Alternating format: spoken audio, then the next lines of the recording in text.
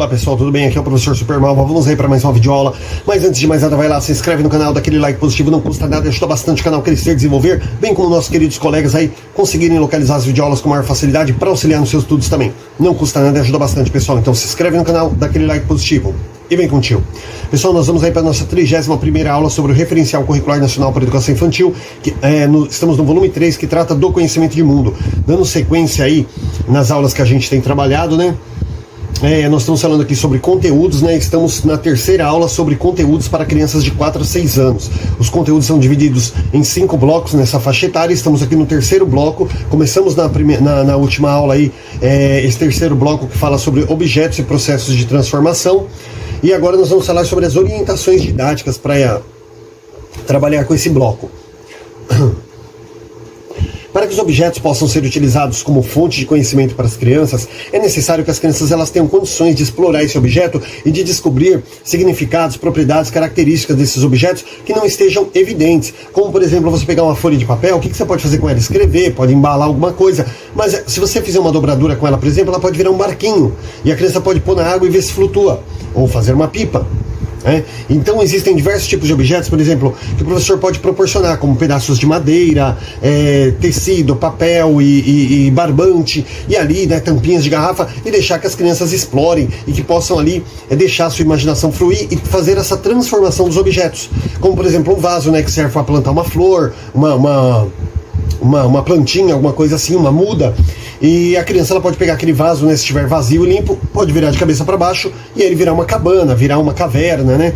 Então assim, essa transformação, né, fazer jogos de tabuleiro com parte de dentro de pizza. Inclusive, ontem eu fiz uma aula para os meus alunos e foi muito bacana, porque eu vi na internet um joguinho de tipo de circuito feito com rolinhos de papel higiênico e uma caixa de pizza.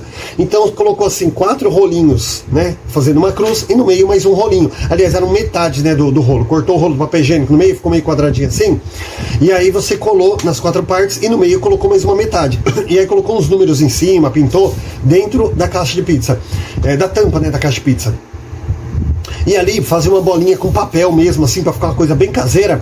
E a criança pega aquela tampa assim, não sei se dá para ver minha mão, e ela vai balançando e tentando passar aquela bolinha dentro dos aros ali, né? E marcando pontuação. Então são brinquedos, por exemplo, que podem ser feitos a partir de transformações. Transformou a caixa de papelão, a caixa de pizza, né? Transformou o rolinho de papel higiênico numa divertida brincadeira ali. Então por isso que fala que esse bloco ele fala sobre objetos e processos de transformação, que é você trabalhar muito com sucata, com reaproveitamento, a criança aprender um pouco sobre a reciclagem, aprender também que as brincadeiras simples, às vezes elas são mais divertidas, mas às vezes você fica ali no videogame, chega uma hora que dá até uma dor de cabeça. Minha esposa que eu diga, né, que ela vive falando isso pra mim. Mas tem horas, gente, que, por exemplo, um videogame, por exemplo, satura a gente. Tem hora que umas simples cartas de Uno ali, né, quem joga Uno, é muito mais divertido um banco imobiliário do que se você ficar sentado simplesmente jogando um videogame 24 horas por dia. Então, nas coisas simples, a criança pode encontrar muita diversão, muita ludicidade, e a partir daí o desenvolvimento dela vai correr muito maior também. Tá? Então, por isso que fala aqui sobre objetos e processos de transformação. Pode também oferecer às crianças diferentes tipos de materiais. Não, isso que eu já falei. As crianças elas podem ser convidadas a conhecer diferentes objetos e modos de usá-lo, por meios de fontes escritas, ilustrações ou entrevistas com pessoas da comunidade. Por exemplo, a minha filha também, essa semana, ela fez aquele famoso bilboquê, né? Feito ali com um pedaço de uma garrafa PET, uma tampinha, né? Então pega ali, passa um barbante, né? Nossa, brinquedo mais velho que andar pra frente, né, gente? E aí você fica lá balançando a mão, tentando botar a tampinha dentro ali do bilboquê. E o bilboquê era um brinquedo feito com madeira, uma coisa bem trabalhada, né? Antigamente, na época dos nossos pais, dos nossos avós. Hoje, as crianças podem fazer na escola, gente, isso é muito bacana, né? Porque a partir do material reciclado, a criança ela já tem aquele contato, aquela facilidade de criar o próprio produto dela ali, né? Também poderão ser realizadas perguntas e colocações relacionadas ao uso que é dado a diferentes objetos pelas crianças e pelos adultos, as transformações feitas pelas quais passam ao longo do tempo, os materiais que são feitos, a sua confecção em outros tempos, isso aqui eu acabei de falar, né, que o biboquê era feito de madeira, era uma coisa trabalhada, hoje, né, ele é feito aí, né, com sucatas, o estilingue, por exemplo, que graças a Deus aí, né, ninguém mais brinca com isso, ninguém gosta de um estilingue, por exemplo, feito de plástico, né? Todo mundo quer fazer o seu próprio estilingue, né? Com os pedacinhos de árvore ali, né? A forquilha, vai lá e monta, né? O que não é muito legal, né? Que estilingue é um negócio meio... Mas... Então, assim, as transformações do objeto, ou ainda aqueles objetos feitos, por exemplo, por grupos que vivem em outros lugares, né? Ou viveram em outros tempos, que também tem essa facilidade, que foi onde eu acabei mencionando aí do estilingue antes de terminar a leitura, né? Também são materiais feitos por outras pessoas, né? Outros grupos com outros costumes. O professor deverá também trabalhar de forma constante e permanente com as atitudes de cuidado necessárias para lidar com os diferentes objetos, de forma a evitar desperdício, conservá-los e prevenir acidentes também.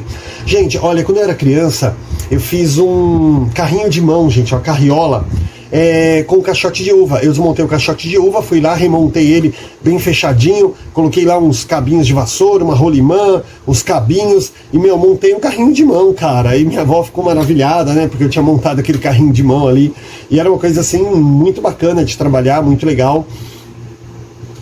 E a criança tem que ser proporcionado. Porém, olha só, gente, eu era pequeno, não me lembro a idade, 7, 8 anos, catei o serrote do meu avô, serrei, bati o prego lá. Tem que tomar cuidado, a criança tem que estar sempre supervisionada, né? Eu poderia aí, por exemplo, ter decepado meu dedo com o serrote ali, né? Não tinha um adulto vendo, né? Mas por isso que é importante aqui falar, né, que o professor ele tem que tomar essas atitudes de cuidado necessárias, e também para que não haja desperdício, né? Por exemplo, a criança ela pega uma folha ali de EVA, por exemplo, vai querer montar uma máscara, alguma coisa, às vezes desenha a máscara no meio da folha, quando ela podia desenhar no cantinho, recortar, e você tinha um restante da folha para utilizar em outras oficinas.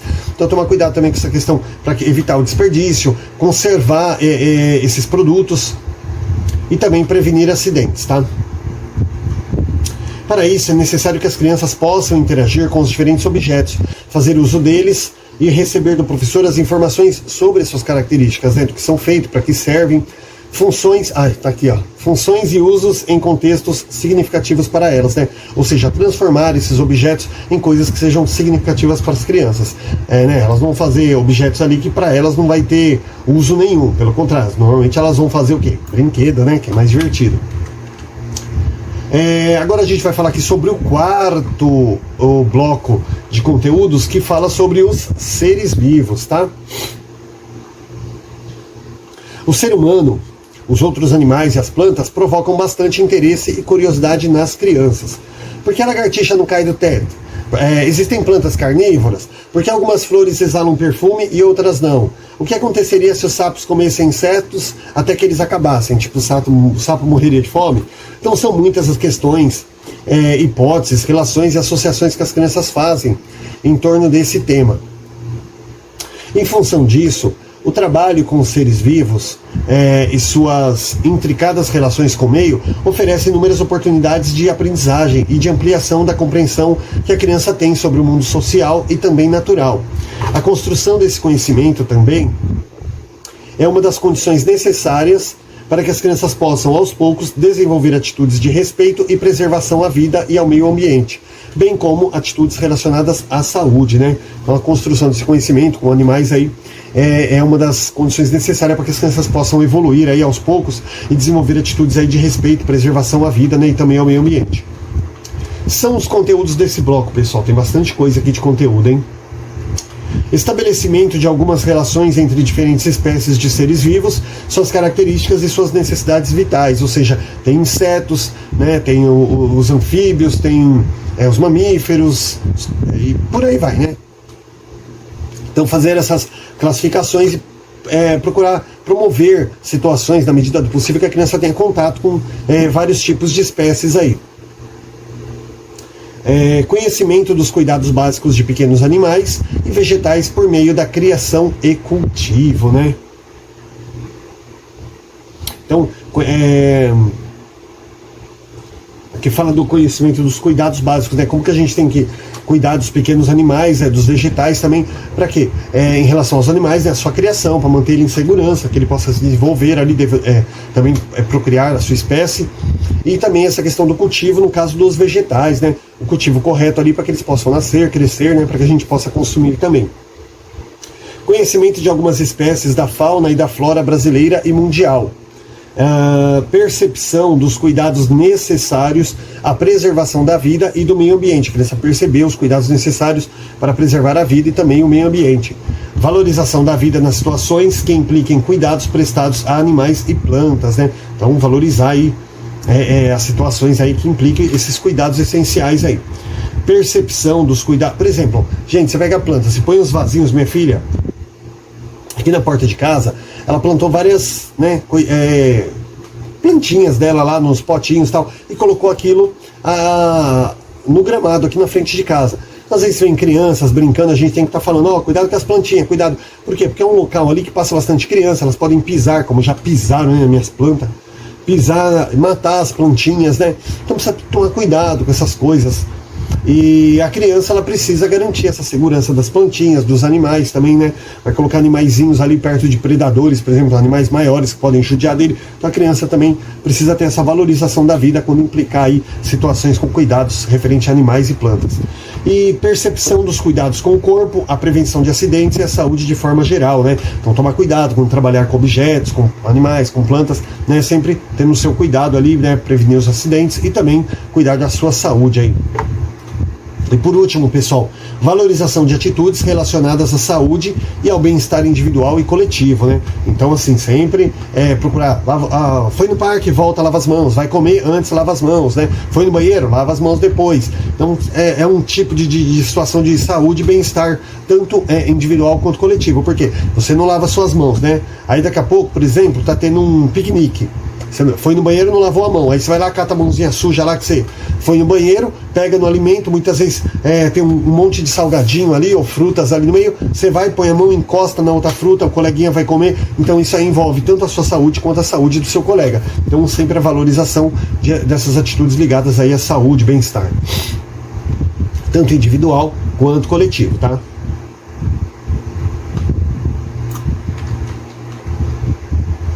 Vamos falar aqui sobre as orientações didáticas aí sobre os seres vivos. Então, ó, as orientações didáticas. O contato com animais e plantas, a participação de práticas onde os cuidados necessários, tanto as plantas quanto os animais, esteja presente, a possibilidade de observá-los, compará-los, estabelecer relações, é fundamental para que as crianças possam ampliar o seu conhecimento acerca dos seres vivos.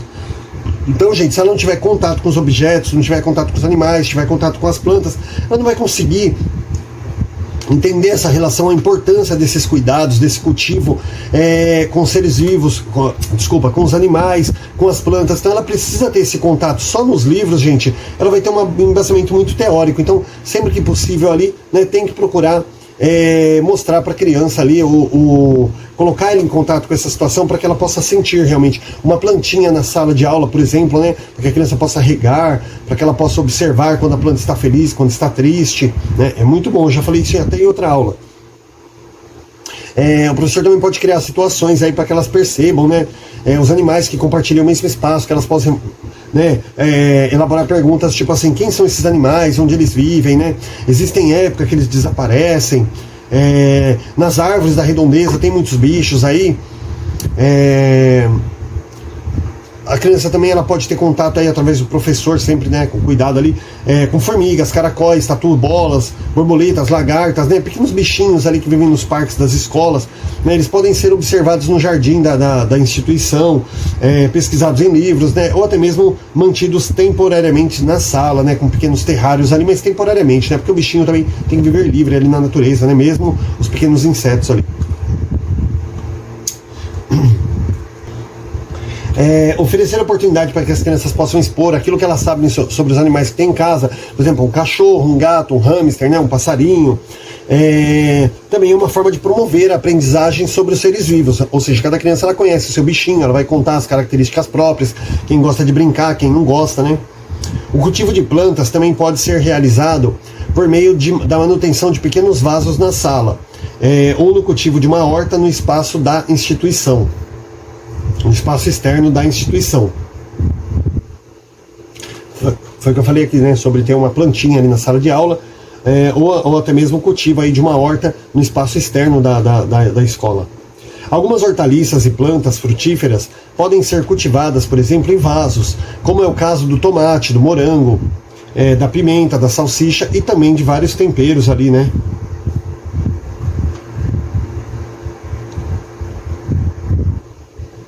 Nossa, gente, eu dei uma viajada aqui. Meu, finjam que vocês não viram isso. Eu fiquei pensando, eu fiquei lendo aqui, eu falei, salsicha, onde é que salsicha entra? Salsinha, gente. Oh! Nossa, eu fiquei pensando, falei, meu Deus, onde é que entra salsicha aqui no meio das hortaliças? É salsinha, gente, me perdoa. Nossa senhora, gente, eu não acredito que eu falei isso. Olha, eu deveria editar esse vídeo, mas eu vou deixar, eu vou deixar porque eu sou ser humano e eu erro também. Eu falei, salsicha, meu Deus, onde é que salsicha entra nas hortaliças? Gente do céu, tô ficando doido aqui. Salsinha, gente. Salsicha não, pelo amor de Deus. Meu Deus, aborta isso. No caso de haver possibilidade de se manter pequenos animais e plantas no espaço da sala, as atividades de observação, registro, elas podem integrar a rotina diária. Então, assim, se tiver a oportunidade de manter pequenos animaizinhos, plantas no espaço da sala de aula ali, o professor também pode fazer isso através de atividades de registro, de observação e até mesmo os próprios registros do professor aí sobre o comportamento das crianças, tá? E o avanço deles aí, o desenvolvimento deles. Da mesma forma, se for possível manter uma horta na instituição, as crianças também podem observar o crescimento das hortaliças vegetais, além de aproveitá-los nas refeições.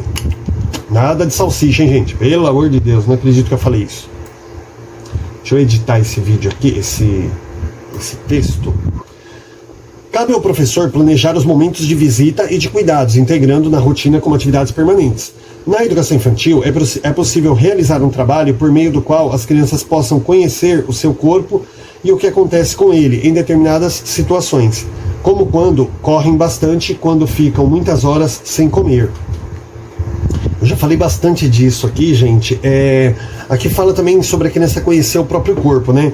Então, assim, quando a criança ela vai descobrindo o que acontece em determinadas situações, quando ela corre muito, quando ela pula de um lugar muito alto, né? Quais são as consequências disso? Quando ela corre muito, ela vai ficar cansada, o coração aumenta o batimento cardíaco ali, e a respiração dela vai ficar ofegante, por um tempo ela vai ficar cansada. Se ela pula de um lugar muito alto ali, ela vai sentir aquela pancada no joelho, nos pés. Então, a partir do momento que a criança começa também a conhecer o funcionamento do seu corpo, elas vão aprender a ter um cuidado próprio de si, do tipo, olha, eu posso pular 2 degraus aqui, mas se eu pular lá de cima, eu vou me esborrachar, né, e vou perder os dentes que eu quase não tenho na boca. E a criança ela vai aprender esse autocuidado. Olha, se eu correr demais eu vou ficar cansado, eu posso tropeçar, posso cair no chão, bater a cara, ralar, ficar com a cicatriz. E a criança ela vai aprendendo a se cuidar, né? Tipo, não vou pôr a mão no formigueiro, nem sentar em cima, porque a picada vai ser ardida. E ela vai aprendendo. Então, a partir do momento que ela vai explorando o seu corpo, suas potencialidades, ela vai encontrando também os seus limites, né? Até onde ela pode ir, até onde ela pode fazer alguma coisa. Que a partir dali, se ela ultrapassar aquele limite, ela vai ter uma consequência aí que muitas vezes não vai ser positivo para ela. O trabalho com este bloco de conteúdo poderá ocorrer de forma concomitante ao trabalho com os conteúdos propostos no documento de identidade e autonomia. Isso aqui é muito legal, pessoal, ainda bem que está falando. No capítulo que se refere à saúde, promovendo aprendizagens relacionadas aos cuidados com o corpo, prevenção de acidentes, saúde e bem-estar. Então, assim, gente, realmente, essa questão aqui dos seres vivos, quando a criança está explorando o próprio corpo, entra muito em autonomia e identidade. Eu já dei muitas aulas sobre isso aqui, mas eu acredito que mais pra frente ainda vai falar um pouco mais, tá? Da identidade e autonomia, construção da identidade e da autonomia da criança. Vamos aqui, pessoal, para o nosso último eixo. Nosso último bloco dos conteúdos, que são os fenômenos da natureza, tá? Então vamos lá. A seca, as chuvas, as tempestades, estrelas, planetas, vulcões, furacões são assuntos que despertam um grande interesse nas crianças, até nos adultos, né? Alguns são fenômenos presenciados e vividos pelas crianças, outros são conhecidos por serem comumente veiculados por meios de comunicação e outros por estarem presentes no imaginário das pessoas e nos mitos, né, nas lendas, nos contos. Então vamos fazer uma pequena brincadeira aqui, pessoal, como se todos nós fôssemos crianças, né? Por exemplo, a seca. A seca, ela está presente em algumas regiões apenas do país, né? Chuva, gente, chove em todo lugar, né? O Nordeste chove menos, mas chove também. Eu particularmente adoro chuva, né? As tempestades que acontecem de vez em quando, né? Graças aí aos maus governos, maus investimentos aí, muitas vezes aí gera enchentes. As estrelas, os planetas, vulcões, furacões, né? Tudo isso na verdade existe, mas eles existem em pontos isolados aí do planeta e são muito explorados aí em histórias, às vezes veiculados aí pelos meios de informação, às vezes explorados muito em histórias, principalmente histórias mitológicas, né? Algumas perguntas como: por que as sombras dos objetos mudam de lugar ao longo do dia? As estrelas são fixas no céu ou será que elas se movimentam? Como fica a cidade depois que uma pancada forte de chuva? Ou então, o que acontece quando fica muito tempo sem chover? Essas perguntas elas podem desencadear um trabalho intencional, favorecendo a percepção sobre a complexidade e diversidade dos fenômenos da natureza e o desenvolvimento de capacidades importantes relacionadas à curiosidade, à dúvida diante do evidente, a elaboração de perguntas e respeito ao meio ambiente. Olha só, legal, pessoal, quando a criança ela começa a fazer perguntas, tipo, por que chove e tal, o professor, cara, ele começa a ter uma gama gigantesca de oportunidades para trabalhar. Por exemplo, ele vai trabalhar, por que chove? Porque aquece, porque assim, porque assado. Não vou também ficar dando aula aqui sobre chuva, né? Os vulcões, o professor ele vai fazer uma pesquisa, ele vai trabalhar. E isso dá para trabalhar com a educação infantil.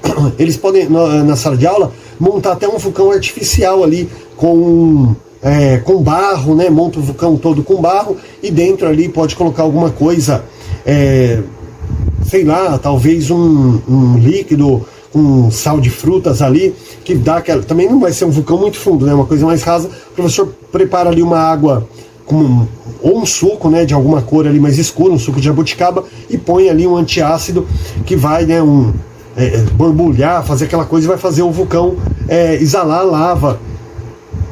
Então, diversas coisas aqui, né, pessoal? Você viu quantos fenômenos da natureza tem e a gente pode trabalhar com isso na sala de aula também, à medida que as crianças vão fazendo pergunta. Quando elas começam a fazer pergunta, instigam a curiosidade, pessoal, vamos lá, vamos explorar isso, que dá para trabalhar muita temática e o professor deve trabalhar isso com as crianças, tá? Isso beneficia muito o aprendizado deles em relação aos fenômenos da natureza.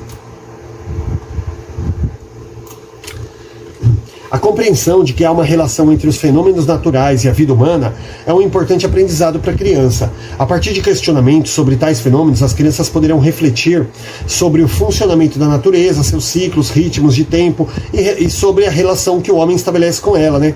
O que lhes possibilitará, entre outras coisas, ampliar seus conhecimentos, rever e reformular as explicações que possuem sobre eles. Então, como a gente falou aqui agora há pouco, a partir do momento que a criança começa a fazer perguntas e o professor começa a sanar essas perguntas através de textos, de histórias, de pesquisas com as crianças em que elas tenham contato com essas coisas, a criança realmente ela vai ter um aprendizado muito maior aí, vai ter um aproveitamento muito maior, tá? Ela vai ampliar os seus conhecimentos de uma forma muito significativa. São conteúdos deste bloco, pessoal. Dois aqui apenas, né? Estabelecimento de relações entre os fenômenos da natureza de diferentes regiões, né? Relevos, rios, chuvas, secas e as formas de vida de grupos sociais que ali vivem. Então, uma coisa muito legal para se trabalhar, né? Os fenômenos da natureza próprios de algumas regiões, como eu falei, né? A seca, os rios, né? Relevos, chuvas. E também as formas de vida, como que as pessoas vivem, né? Nas comunidades ribeirinhas, nas comunidades indígenas e... numa região árida, como o Nordeste, por exemplo, como que as pessoas vivem lá, né? Então, dá para trabalhar isso aí. Deve-se trabalhar isso aí com as crianças de uma forma bem aprofundada, de modo que eles conheçam os diversos modos de vida. Mais um aqui, participação em diferentes atividades envolvendo a observação e a pesquisa sobre a ação de luz, calor, som, força e movimento, né? Então, o professor trabalha muito sobre essa questão da luz, né? O professor pega uma luminária, ele vai mudando ela de lugar e as crianças vão vendo que a sombra vai se mexendo de acordo com que a luz vai mexendo. E aí o professor vai explicando também que a luz do sol, né? Como o sol a Terra vai girando, eu ia falar que o sol gira, a Terra vai girando em torno do sol, ali o Sol vai mudando de lugar, né, na visão da gente. Dessa forma, a sombra vai mudando de lugar no decorrer do dia também. Então, luz, calor, som, força, movimento. Então, são diversas coisas aí, atividades que o professor tem que trabalhar com as crianças também. Vamos ver aqui um pouquinho, pessoal, sobre orientações didáticas. Deixa eu ver se dá para trabalhar. Eu acho que dá para fechar nessa aula. Eu vou dar uma lida aqui e vou dar uma explicada mais prática para vocês. Então, assim, ó, as atividades relacionadas com fenômenos da natureza, elas também permitem, entre outras coisas, que se trabalhe de uma forma privilegiada da relação com o homem, a relação que o homem estabelece com a natureza, né? Pode ser trabalhados por meio da observação direta, por exemplo, quando você tem chuvas, que nem na minha região aqui que chove bastante, então você pode observar através de uma observação direta mesmo que acontece, ou ter essa informação através de revistas, jornais, notícias, né? Quando acontecem em outras regiões e não na sua. Ao mesmo tempo também que se destaca o fenômeno natural, permitindo que as crianças reflitam, né, como ele ocorre, pode-se também observar a interferência do homem e as suas consequências. Por exemplo, quando joga lixo num córrego, né, o que acontece? Aquele córrego vai encher, vai entupir, vai transbordar, vai trazer problema para o próprio ser humano que ali vive. Questões também de cortar as árvores, isso aí prejudica, causa o aquecimento global, prejudica aí até a nossa própria existência, né? Então, assim, mostrar, quando fica desmatando muito para construir muitas cidades aí e não repõe árvores também em certos pontos, isso aí também vai colocar em risco a nossa existência. Então, são as consequências da ação do homem na natureza, também é muito bom de ver. O trabalho com fenômenos naturais, ele também é uma excelente oportunidade para a aprendizagem de alguns procedimentos, né, como, por exemplo, a observação, a comparação, o registro. Há muitas atividades aí que podem ser desenvolvidas com as crianças que permitem aí a observação de efeitos, né, de luz, calor, força, movimento, como eu já falei há pouco, né? Por exemplo, as atividades de cozimento, elas oferecem uma ótima oportunidade para que as crianças possam observar as transformações ocasionadas pelo calor, né, nos alimentos ali. E o professor, para trabalhar com esse tipo de aprendizagem, ele tem que buscar informações úteis para as crianças, né? Ou seja, coisas que realmente vá sanar a curiosidade delas, vá contribuir com o desenvolvimento delas. Também não pode ficar pegando coisas aleatórias que pouco tem a ver aí com a criança, que pouco é significativo para ela, certo? Pessoal, assim nós fechamos aí a nossa temática de conteúdos com os nossos 5 blocos, né, divididos aí para trabalhar. Lembrando que esses blocos eles foram divididos de modo a ajudar o professor na orientação, né, do seu planejamento, tudo. Mas na hora de trabalhar tem que ser trabalhado de forma integrada, tá? Você não pode trabalhar de forma isolada, fragmentada, não. Tem que trabalhar de uma coisa natural ali, que a criança não perceba que está trabalhando esses blocos, que ela vá adquirindo aprendizado, mas sem aquela coisa mecanizada, tá bom? E a gente vai para orientações gerais para o professor, mas isso só na próxima aula, pessoal, tá bom? Por enquanto, não esquece de se inscrever, dar aquela curtida, pede para os amigos, para os parentes aí, se inscrever no canal. Quem não for da área de pedagogia que você conhece, fala, desativa o sininho para você não receber as notificações, mas dá uma forcinha para o professor aí, para que a gente possa ter incentivo de continuar dando essas videoaulas também e auxiliando aí nos estudos de todos, tá bom? Pessoal, bons estudos, até a próxima aula.